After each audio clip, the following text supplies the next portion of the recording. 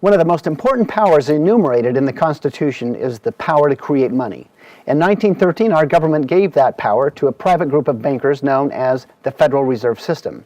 This next video shows us what has happened because of that power being transferred from our government to a private group of bankers. An elite group of people and the corporations they run have gained control over not just our energy, food supply, education, and health care, but over virtually every aspect of our lives.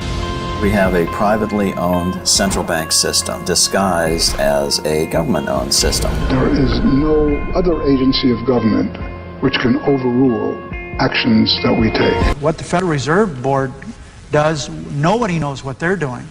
Who actually made that decision to hand out $1 trillion that way, $500 billion? Who made that decision? The Federal Open Market Committee. All right, well, the Constitution says no money shall be drawn from the Treasury but in consequence of appropriations made by law. This money is not drawn from the Treasury. We can always print money. Is it safe to say that nobody in 1913 contemplated that your small little group of people would decide to hand out $500 billion to foreigners? We just saw what is happening because our government gave up its power to create money. Now we're going to see what President Lincoln did to save the Union by utilizing that precious power to create money. 1 month after the inauguration of Abraham Lincoln, the first shots of the American Civil War were fired here at Fort Sumter, South Carolina. But Lincoln needed money to win. Lincoln sent for an old friend, Colonel Dick Taylor of Chicago, and put him on the problem of financing the war. Taylor put it this way.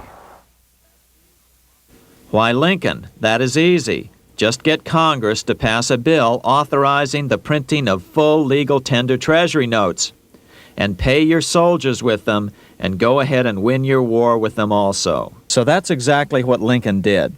In 1862-63, he printed up $450 million worth of the new bill. In order to distinguish them from other banknotes in circulation, he printed them in green ink on the back side. That's why the notes were called greenbacks.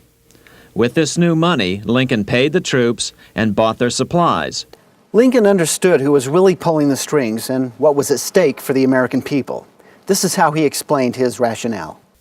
The government should create, issue, and circulate all the currency and credit needed to satisfy the spending power of the government and the buying power of consumers. The privilege of creating and issuing money is not only the supreme prerogative of government, but it is the government's greatest creative opportunity. By the adoption of these principles, money will cease to be master and become the servant of humanity. A truly incredible editorial in the London Times explained the central banker's attitude towards Lincoln's greenbacks.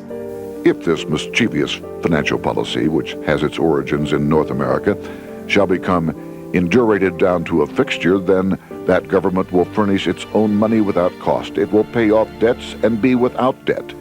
It will have all the money necessary to carry on its commerce. It will become prosperous without precedent in the history of the world.